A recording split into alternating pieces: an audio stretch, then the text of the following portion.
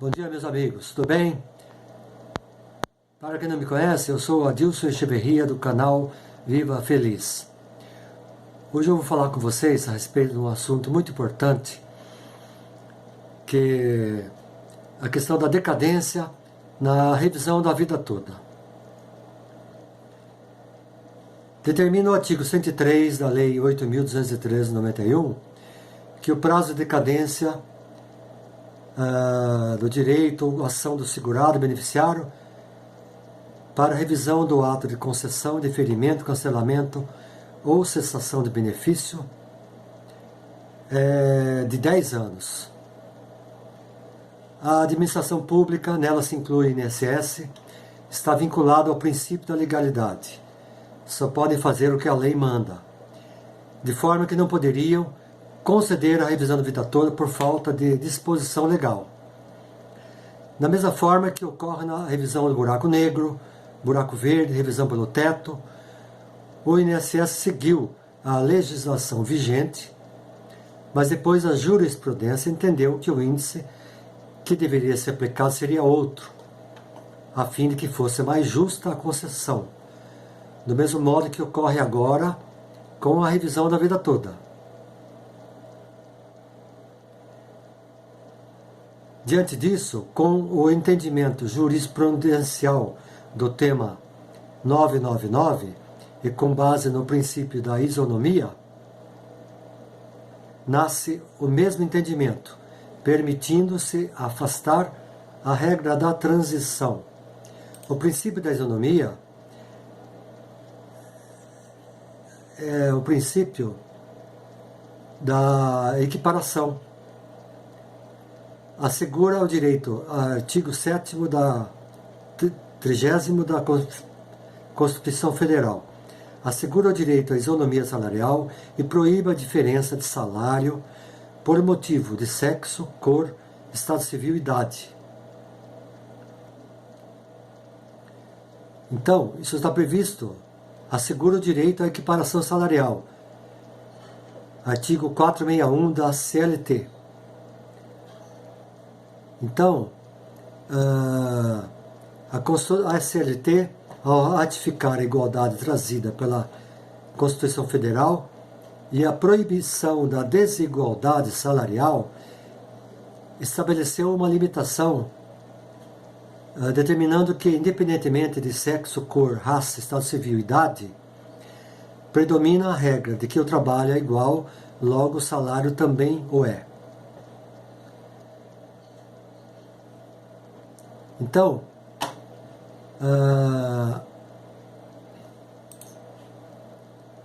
nesse sentido, portanto, a partir do momento em que esse direito nasceu e se consolidou no tema 99 do STJ, nasceu o direito do requerente impedir a revisão. Não se trata de ação para discutir erro ou ato de concessão da aposentadoria, mas obter o melhor benefício com base em entendimento jurisprudencial, do qual o INSS não poderia conceder antes, pois não havia ato legal ou determinação judicial que o obrigasse. Sendo assim, o prazo decadencial para a revisão da vida toda deve ser considerado a partir da decisão do STJ no tema 999.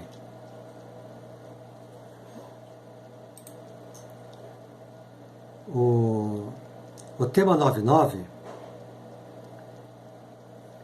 ele discute a possibilidade de aplicação da regra definitiva prevista no artigo 29 da Lei 8.213/91 na apuração do salário-benefício, quando mais favorável do que a regra de transição contida no artigo 3º da Lei 9.876/99. Então, você vê que as coisas vão mudando. Antes não era permitido se falar em revisão da vida toda. A partir dessa decisão que o STJ reconheceu o direito ao melhor benefício e a PGR também. Então, as coisas vão mudando. Tudo na vida tem que ir mudando. Por exemplo, a escravidão no Brasil durou 300 anos. E nesses 300 anos, quem tinha escravos achava que o escravo era um mero objeto. Estava à disposição para qualquer coisa. Não era gente, era objeto. Se aquele não aguentava de tanto trabalho, morria, foi em outro lugar. As mulheres, inclusive, na época de Israel, na época de Jesus, eram um simples objeto, assim como os servidores, as suas propriedades, os seus animais, eram meros objetos. Não podiam nem sentar à mesa. Então as coisas têm que ir mudando. Então a gente não pode ficar quieto e aceitar de que mas tem a decadência, não tem o que fazer. Tem sim, tem muita coisa para se fazer. A gente não pode aceitar. A gente não pode aceitar porque somos nós, através dos nossos impostos, que pagamos os salários dos juízes, todos os tribunais, de deputados, senadores, do presidente, de todos os ministros. Somos nós que pagamos com todos os nossos impostos, e que não são poucos. Inclusive, saiu nos noticiários esses dias que a arrecadação no último trimestre foi recorde, com toda essa pandemia. Então, nós não temos que nos preocupar com nada disso, nós temos que nos preocupar com o nosso direito. Então, o reconhecimento da prescrição na situação em tela, que entraria na decadência, constitui flagrante atentado aos dispositivos da Constituição Federal, em seu artigo 5º, 35. A Carta Magna determina que a lei não excluirá a apreciação do Poder Judiciário lesão ou ameaça a direito, bem como ao artigo 7, 24, que consagra a aposentadoria como um direito dos trabalhadores urbanos e rurais que tem como propósito a melhoria de sua condição social. Ao limitar o espaço temporal para que segurados e beneficiários solicitem a revisão desses benefícios, o poder público, além de prejudicar sobremaneira sua condição social, cerceia o pleno exercício do direito que esses cidadãos têm de recorrer ao Poder Judiciário, sempre que se sentirem lesados em razão dos critérios de cálculos adotados pela Previdência Social.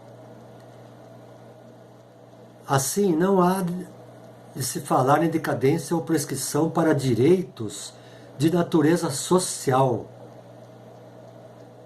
que é o caso das pessoas em relação à decadência, que estão intimamente relacionados às necessidades dos cidadãos para que visam garantir, dentre outros, o mais importante, a sua alimentação e a sua saúde. Ainda mais agora, nesse período de pandemia, que está todo mundo sujeito a piorar a sua saúde de uma hora para outra. Os institutos da decadência e da prescrição afetam de forma negativa e com maior intensidade os trabalhadores mais humildes, justamente os que deveriam ser mais protegidos pela Previdência Social, que têm maior dificuldade de acesso à informação e ao judiciário, e que por isso acabam condenados a permanecerem com benefícios financeiramente distantes do que efetivamente teriam direito. Ressalta-se que o reconhecimento de tempo de serviço está diretamente relacionado ao direito adquirido, e tal direito passa a ter proteção constitucional. O que nós estamos falando aqui está previsto na Constituição. Então, não se pode fazer leis, como é o caso, que não, tem que ser 10 anos, não pode passar de 10 anos. Quem que disse que não pode? Alguém disse que não pode para proveito próprio, para que não fique se fazendo, agora tem mais tantos casos, tem mais... Não, eles querem eliminar, fazer o mínimo possível. Só que é um direito garantido, é um direito social. E em direito social, direito adquirido, não se pode mexer. Não se pode mexer. Mesmo que alguém... E outra, é agora que está sendo reconhecido que a revisão da vida toda é possível. Há 10 anos atrás, 20 anos atrás, 30 anos atrás, não estava sendo reconhecido. Agora, até o mês que vem, mês de junho, está sendo reconhecido o direito à revisão e vai ser aprovada. Então, e quem já se aposentou antes e já passou 10 anos e tem direito à revisão, fica fora? Isso aí é totalmente irreal, porque agora que está sendo adquirido o direito da revisão, através dessa aprovação que vai sair até mês que vem. Então, 10 anos, não se pode falar nisso, é o tempo que for. É o tempo que for. É um direito adquirido que não tem como se falar em termos de decadência. Necessário se faz saltar que esse exercício do direito adquirido em rever o seu benefício é protegido constitucionalmente, de forma expressa no artigo 201, parágrafo 4º. Artigo 201. A Previdência Social será organizada sob a forma de regime geral, de caráter contributivo e de filiação obrigatória, observados critérios que preservem o equilíbrio financeiro e atuarial e atenderá nos termos da Lei A. Parágrafo 4º. É assegurado o reajustamento dos benefícios para preservar-lhes em caráter permanente o valor real, conforme critérios definidos em lei. Preservar o valor real do benefício significa assegurar não apenas os reajustamentos anuais ou atualização dos salários e benefícios, mas também garantir que a concessão do benefício na forma que realmente teria direito, quando requereu junto à Previdência Social. E fixar decadência para rever o benefício ou a prescrição, a fim de não pagar os valores devidos, viola frontalmente o princípio esculpido no artigo 201, parágrafo 4º da Constituição Federal. Norma esta de direito fundamental social. Neste caso, a súmula 85 do Supremo Tribunal de Justiça, apesar de tratar da prescrição, foi aplicada por analogia, o que se refere ao fundo de direito, ou seja, se remete ao direito material do segurado, que deve se manter intacto mesmo após o prazo da decadência. O que deve ser analisado no presente caso é o direito fundamental ora protegido, ou seja, isso é importante, a verba alimentar, a qual se discute sua majoração. O que se sabe é que o benefício previdenciário se trata de política estatal do trabalhador em situação de vulnerabilidade, sendo classificado como categoria de direitos humanos de segunda dimensão. Assim, ao impor restrições à legitimidade do exercício de revisão no benefício, o legislador pretende limitar o gozo do direito à proteção previdenciária, segundo a realidade demonstrada no ato do requerimento, restringindo, ato contínuo, o padrão de vida ao qual tem direito. Em contraponto, o réu que tem a obrigação de prover de forma mais ampla possível a proteção previdenciária, no caso o INSS, não cumpre o seu papel da forma que deveria, violando a Constituição Federal, bem como todas as convenções internacionais que determinam expressamente que o cidadão deve viver de acordo com o seu direito à dignidade, plenamente protegido não apenas em território brasileiro, mas em convenções internacionais ao qual o país é signatário. Assim, a previsão constitucional de preservar o valor real do benefício não pode ser distorcida, garantindo-se o direito de ser revisado permanentemente, sempre que este seja fora da realidade do valor ou de atividade exercida pelo segurado. Portanto, deve a Constituição Federal e seus princípios ser efetivamente aplicados, eis que fundamentais, não se restringindo os limites que impõe a própria interpretação, como pretende o INSS, não havendo o que se falar em decadência ou prescrição. Então, essa questão da decadência é uma coisa feita, uma lei feita para benefício próprio. Porque a gente paga só um tempo e depois não paga mais. A mesma coisa a gente pode falar que a partir da nova regra da nova Previdência, não pode mais se falar em revisão na vida toda. Para quem se aposenta a partir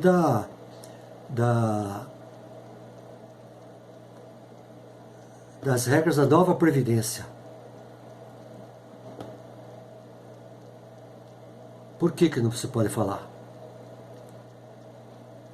Se está sendo aprovado agora, na época da aprovação da nova Previdência, que foi em 2019. Em 2021, agora que está sendo aprovada a revisão da vida toda pelo STF, que será, acho que no mês que vem.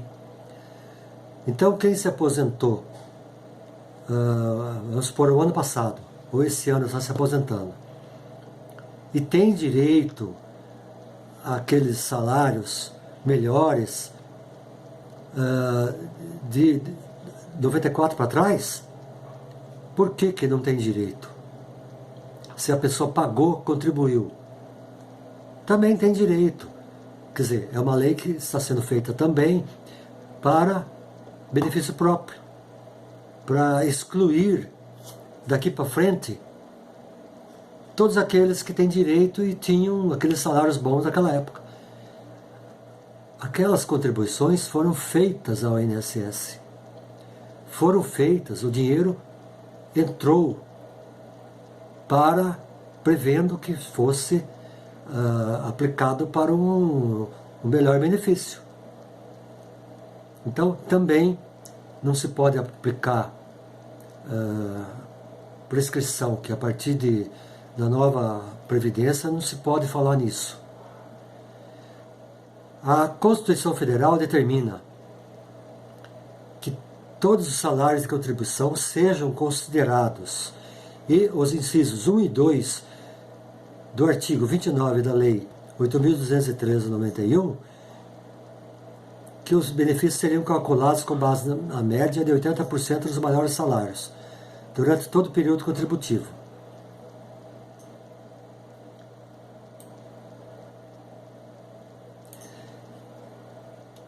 Dessa forma, sendo prejudicial a regra de transição, deve ser afastada e computar todos os salários de contribuição, conforme determina o texto constitucional, que foi aprovado pelo STJ e também pela PGR. E aqui vem o princípio da isonomia. Aqueles que foram prejudicados pela regra de transição tiveram violado o princípio da isonomia que é a da igualdade. A parte, se as pessoas contribuíram com altos valores e não tiveram as suas contribuições computadas para benefício do seu salário de benefício, por outro lado, qualquer jovem que entrou no sistema depois de 99 terá computado as contribuições da vida inteira. Então aqui há a patente violação do princípio da isonomia, devendo para aqueles que são prejudicados pela regra de transição ser afastada a norma de desigualdade.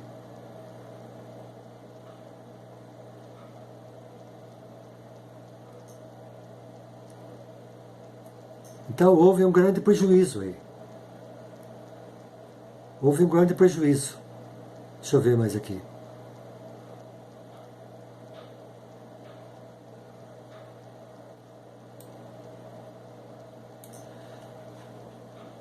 Então, é certo que nesse caso, não se pode admitir que, tendo o segurado vertido melhores contribuições antes de julho de 94, tais pagamentos sejam simplesmente descartados no momento da concessão de seu benefício, sem analisar as consequências da medida na apuração do valor do benefício, sob pena de infringência ao princípio da contrapartida. É certo que o sistema da Previdência Social é regido pelo princípio contributivo, decorrendo de tal princípio a necessidade de haver necessariamente uma relação entre custeio e benefício, não se afigurando razoável que o segurado verta contribuições e não possa se utilizar delas no cálculo de seu benefício.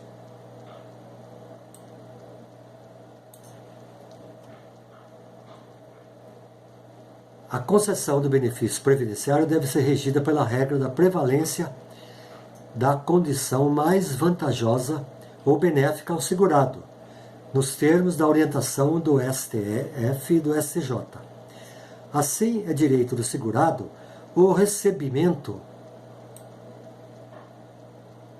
da prestação previdenciária mais vantajosa dentre aquelas cujos requisitos cumpre, assegurando consequentemente a prevalência do critério de cálculo que lhe proporcione a maior renda mensal possível, a partir do histórico de suas contribuições. Desse modo, impõe-se reconhecer a possibilidade de aplicação da regra definitiva, prevista no artigo 29 da Lei 8.203/91, na apuração do salário-benefício, quando se revelar mais favorável do que a regra de transição. Respeitados,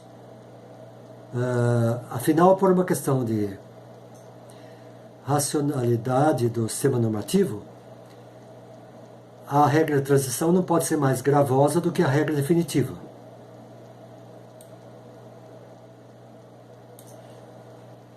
Então, aplica-se a regra definitiva prevista no artigo 29 da Lei 8.213/91 da apuração do salário-benefício, quando mais favorável do que a regra de transição. Com base nessas considerações, sugere-se a fixação da tese, que é essa daqui, apuração salário-benefício quando mais favorável do que a regra de transição contida no artigo 3º da Lei 9876/99.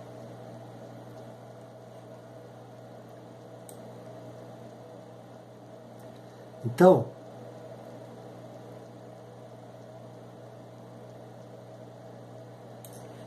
equilíbrio atuarial e financeiro. Se fala muito que a Previdência tem que ter um equilíbrio, tem que ter muitas contribuições, inclusive contribuições dos aposentados. Vocês sabem que tem mais de 500 mil aposentados que continuam trabalhando e recolhendo para a Previdência e não têm direito algum. São milhões e milhões recolhidos mensalmente, tanto pelo empregado quanto pelo empregador. Isso aí, durante um ano, dá bilhões bilhões, e há quantos anos já é feito isso? Dezenas de anos. Isso aí são bilhões e bilhões e bilhões de valores de contribuição obrigatória do empregado e do empregador. E para onde que vai esse dinheiro? Coloque nos comentários para a gente saber. Para onde que você acha que vai esse dinheiro? Então, quando eles falam equilíbrio do INSS financeiro não pode se sobrepor aos princípios constitucionais basilares da isonomia, da igualdade e da dignidade da pessoa humana. O equilíbrio não se sobrepõe às leis e nem a princípios basilares de direito. Alguém fez leis que nem fizeram, falando da decadência, e agora as leis que falam da nova previdência, que quem se aposenta agora não tem direito a partir da implantação da nova previdência, não tem direito à revisão da vida toda. Mas se a pessoa recolheu, naquela época, 94 para trás, por que ela não tem direito? É um direito adquirido. Alguém fez lei e acha que todo mundo tem que seguir. Só que eu já falei, somos nós que pagamos os salários de toda essa gente aí. Eles não podem passar assim, fazer leis que nos prejudiquem, porque nós temos os nossos direitos adquiridos e nós temos que lutar por eles para que nós não fiquemos prejudicados. Porque nós temos esse direito e esse direito é líquido e certo. Nós temos que exigir, de alguma maneira, que esses direitos sejam obedecidos. Então,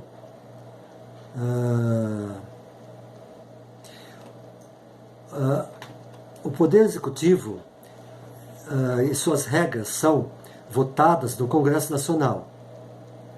Não pode o cidadão ter seus direitos legais e constitucionais violados, muitas vezes pela má administração do Executivo ou pela falta de leis atualizadas pelo Congresso Nacional, porque podem ter lá deputados e senadores que acham que não deve fazer isso, então não vai fazer. Então, muitas vezes eles votam de acordo com interesses deles, ou interesses, às vezes, do próprio governo. Então, todos esses interesses não podem se sobrepor ao Estado de Direito nosso, aos nossos direitos adquiridos. As leis devem acompanhar o desenvolvimento econômico da população e a expectativa de vida. Não pode o judiciário legislar e nem administrar sob o argumento de equivalência atuarial, de que vai prejudicar a Previdência, que a Previdência não tem dinheiro. Isso aí é tudo conversa. Não interessa. Se a Previdência existe, ela tem que fazer tudo de acordo com a Constituição Federal. E é isso que nós estamos conversando aqui. Nada pode fugir da Constituição Federal. Então, porque o direito adquirido e o direito nosso, ele está acima dessas instituições e do próprio governo. Está acima, porque não se pode falar em decadência, não se pode falar em mas não tem dinheiro. Não interessa. Direito é direito. Direito é direito e não interessa.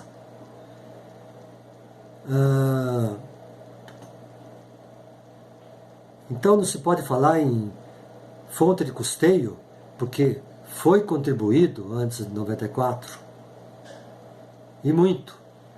Para onde que foram essas contribuições? Para onde foram? Coloca aí nos comentários. Então o sistema não se evolui, ainda não se evoluiu para um sistema capitalizado. Falar em falta de custeio no presente caso é ilógico. Da mesma forma do que falar em equilíbrio financeiro das instituições, ou no INSS, para quem está reclamando direitos com base em contribuições feitas lá em antes de 94, contribuições muitas vezes perto do teto. Perto do teto. Então, a maior parte desses comentários que eu estou fazendo aqui é de uma advogada, Pamela Francine Ribeiro, que é uma das poucas advogadas que tem a coragem de enfrentar, né, esse sistema. E eu achei muito interessante porque ela realmente acha que a gente não pode ficar aceitando todas as coisas como uma coisa já que não tem solução. É assim e acabou. Tudo tem solução. Tudo tem solução. Porque essas leis, essas normas foram feitas por pessoas com interesses próprios, que não os nossos. Aí fica-se indo contra todos esses termos aqui que a gente conversou, nesses mais de 30